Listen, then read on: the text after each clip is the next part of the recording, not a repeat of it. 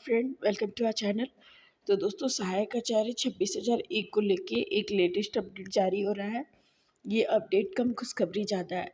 कल जब से सारा फाइल फोल्डर वापस किया है ना, सारे बच्चे यही कमेंट कर रहे थे कि जिनका काउंसलिंग हो चुका है, क्या उनका दोबारा काउंसलिंग होगा, उनको फिर से हटाया जा सकता है। तो देखो, आज एक न्यूज़ निकल कर सामने आ रही है। मैं आपको वो न्यूज़ की तरफ ले चलूँगी। सबसे पहले तो आप देखो कि मैं क्या बताने जा रही हूँ कि जिनका काउंसलिंग हो चुका है उन बच्चों का काउंसलिंग दोबारा नहीं होगा।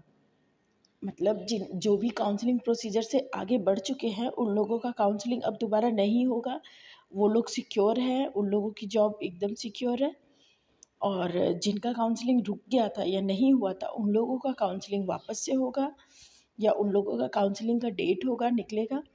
लेकिन उससे पहले रिजल्ट का होगा संशोधन। क्यों? क्योंकि आप लोगों को भी पता है कि जेटेट में बहुत सारे बच्चे 60% से कम थे और उन लोगों का सिलेक्शन यूआर कैटेगरी में हुआ था। जबकि ऐसा पॉसिबल है हो जाना, क्योंकि मैंने प्रीवियस वीडियो में बताया था कि यूपीएससी एग्ज़ाम सब में ये सब कंसिडर करता है, लेकिन ये सहायक आचार्य कंसिडर नहीं कर रहा है। तो इसकी वजह से संशोधन हो रहा है दोस्तों। जिसका 60% से कम है तो उनको उसका कोटा में ही सिलेक्शन किया जाएगा। अब यानी कि संशोधित रिजल्ट जब आएगा तो उनका कोटा में ही सिलेक्शन होके आएगा। दूसरा कि जितने भी साइंस विज्ञान और सामाजिक विज्ञान के बच्चे थे ना, गणित विज्ञान और सामाजिक विज्ञान के बच्चे थे, उसके रिजल्ट में नए विद्यार्थी शामिल होंगे। ये क्यों होंगे मैं बताती हूँ, मैं आपको दिखाती हूँ कुछ। आप यहाँ पे देखो, यहाँ पे बोल रहा है ना कि झारखंड कर्मचारी आयोग, चयन आयोग फेज वाइज नया रिजल्ट जारी किया जाएगा। देखिए, नया रिजल्ट जारी किया जाएगा। तो नया रिजल्ट जब जारी किया जाएगा तो इसमें तो आएंगे ना बहुत सारे बच्चे। यह फोल्डर, यहाँ विभाग, यह अब सॉरी बच्चों, मेरी थोड़ा तबीयत खराब है। अब विभाग यह फोल्डर आयोग को सौंप देगा, जिसके बाद संशोधन की प्रक्रिया शुरू होगी। जिन अभ्यर्थियों की काउंसलिंग पहले हो चुकी है उन्हें दोबारा काउंसलिंग नहीं गुजरना पड़ेगा।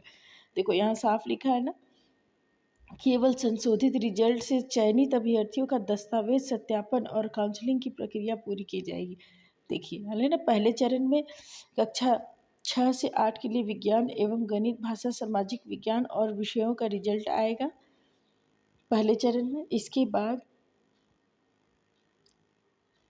बाद 1 से 5 तक का रिजल्ट जारी किया जाएगा। विज्ञान और भाषा की तरह सामाजिक विज्ञान व कक्षा 1 से 5 के रिजल्ट में विसंगत होने पर इसमें भी संशोधन किया जाएगा। देखिए, 1 to 5 में भी बहुत सारा त्रुटि इन लोगों को आया है, इसका भी संशोधन किया जाएगा।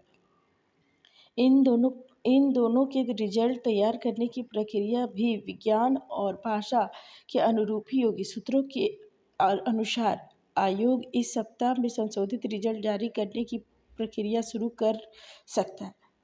देखिए ना, संशोधित रिजल्ट में बहुत सारे नए बच्चे जुड़ सकते हैं। अब देखिए यहाँ पे, हाँ, इसी का यही दो मेन का मैं इस पे वीडियो बनाना चाह रही थी दोस्तों, पर मैं सोची कि नहीं, बहुत सारे लोग बनाए हैं, बहुत सारे बताए हैं, तो मैंने वीडियो लंबा नहीं करूँगी। अब देखो, मेन संशोधन होने का रीज़न यही था ना कि बहुत सारे बच्चे का ना एज ख़त्म हो चुका था, और मतलब ये कोटी के अकॉर्डिंग एज था, लेकिन ऐसे यूआर में अगर उनका सिलेक्शन हो गया है तो एज नहीं है। तो इस वजह से ये संशोधन किया जा रहा है। आप यहाँ पे इस लाइन को आप पढ़ो। देखो, उम्र सीमा का लाभ ले रहे गैर पारा बेचैन पारा शिक्षक कोटि के लिए अधिकतम उम्र सीमा 58 वर्ष, जबकि गैर पारा अभ्यर्थियों के लिए 40 से 45। कई पारा शिक्षक की चयन गलती से पारा शिक्षक श्रेणी में कर दी गई है, गैर पारा में कर दी गई है। अब संशोधन करके उन्हें पारा कोटि में समायोजित किया जाएगा। देखिए, तो जब गैर पारा वाले पारा में चले जाएंगे तो गैर पारा का सीट तो वैकेंट हो जाएगा। तो इस वजह से संशोधित रिजल्ट आ सकती है और आएगी। और देखो दूसरा, झारखंड शिक्षक पात्रता में कि आरक्षण के का लाभ लेकर सफल अभ्यर्थी का अनारक्षित कोटि में अनुशंसित किया गया। देखिए, है ना, करीब 300 ऐसे मामले आए हैं जिस संशोधित रिजल्ट में इनके वास्तविक आरक्षण कोटे में शामिल किया जाएगा। देखिए, अगर कोई बीसी से है तो उन्हें बीसी में ही शामिल किया जाएगा। अगर वो जे टेट में अगर कोई BC, ST, SC, OBC, EBC किसी से भी पास है तो उन्हें उसी में डाला जाएगा। इट मीन्स कि इसमें भी रिजल्ट, इसके थ्रू भी रिजल्ट बहुत सारा खाली हो सकता है दोस्तों।